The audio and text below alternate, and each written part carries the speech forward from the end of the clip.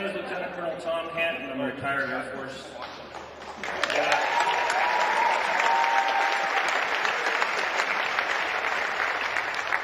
I was one of those guys that Donald Trump insulted, said we were losers. I was a POW in North Vietnam in 1972 and 1973.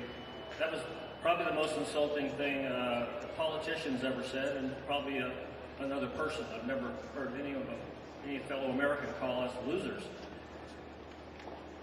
Those of you who have been in combat and have been in the military, there's several things you do.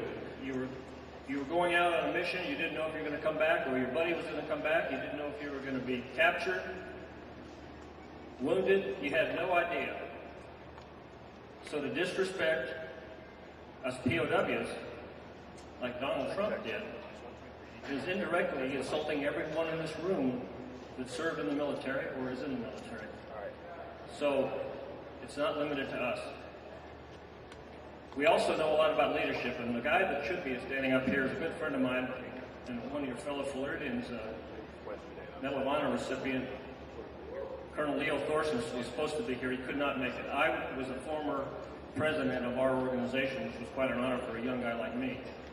I know looking at these two guys, or the folks right here, I look pretty old, and I am. But I've seen leadership through my time in the Air Force, in the military, and I recognize leadership, and I don't see leadership. That's the kind of leadership I want as a commander-in-chief out of Donald Trump. What I see out of Marco Rubio is a level guy. He will not do the ready, shoot, aim that Donald Trump will do, and he doesn't know where that bullet's going. Marco Rubio will take close aim. He's got a quick mind, and he'll get the job done. And I've already voted in South Carolina, where I come down here and vote again. And I probably would have if I was a Democrat.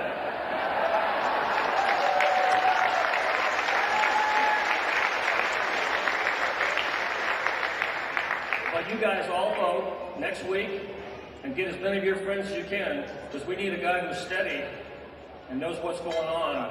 And you can look at Marco's face and you can tell the character of that man, and it says a lot to me, and that's my criteria for who our president ought to be. And I hope it's yours as well.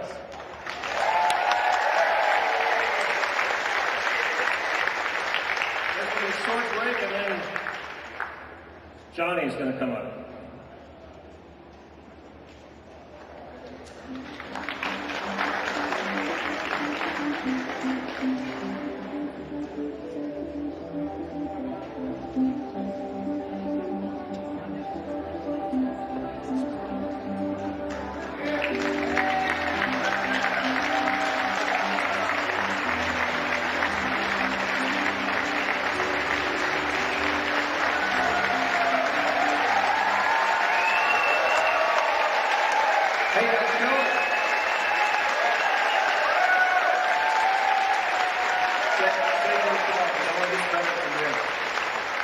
If I can make it up those steps, we can win this election, right? Listen, the last time I was in a packed air hangar this hot, I was on my way to Afghanistan, so I'm much happier today. In 2010, I was in a hospital bed. At 24 years old, the veteran of 2 wars, a dad, and a brother of 2 men that were about to lose a life, and I didn't know it. And the worst part about all of that was I overcame and could overcome, was that I had a commander-in-chief that didn't know why we were there. And we're pulling our legs out from under us as we fought. So when I got ready to pick my candidate for the 2016 presidential election, the first place I looked was a record on supporting those that are active now, and especially those that come home with injuries like mine. The VA isn't a terrible place, but it's in a terribly bad condition right now. It's a terribly bad leadership. And there's only one candidate who not only proposed legislation, but ensured the legislation passed, gave us the ability to fire those that do a bad job and misuse appropriate funds, mismanage facilities. That's Senator Marco Rubio.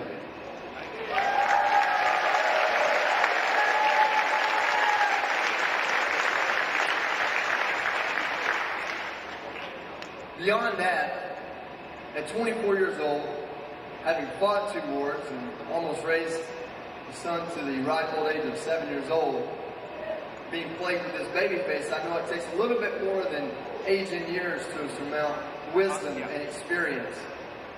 And that's what I see when I look at Marco Rubio's record. What we need in this country isn't someone who can stand up here and speak fire and brimstone for the purpose of speaking fire and brimstone, but someone who's worked with people in their party and the other party to get things done. The VA isn't there, but it's in a better place, and we have much more opportunity to get it there because of Senator Marco Rubio's work. Now we've got one candidate who's habitually voted to defund our military, and if you want to know how you keep guys from coming back like me, you give them the gear, the assets, and the support they need. We have another candidate who can't help himself but to insult us, not only talking about my heroes, the POWs, who thank God made it home, but also the men and women that I see every day who suffered a traumatic brain injury, because that's just going for a little ride, right? No, there's a lot more to this election, and for the veterans in the audience, there's a lot more on the line than a cool soundbite or getting someone angry. My time in the Marine Corps taught me just being angry didn't really accomplish much of anything. Ladies and gentlemen, I live in Texas. I've cast my vote. You all have that special privilege, that right coming up, and I know who you're going to vote for, but the question is, who are you going to go home and tell your family and your friends to vote for? Who are you going to knock on doors and get the excitement going? Ladies and gentlemen, are you ready to hear from Senator Marco Rubio? Are you ready to hear from the man who will put his country on the right track for decades to come?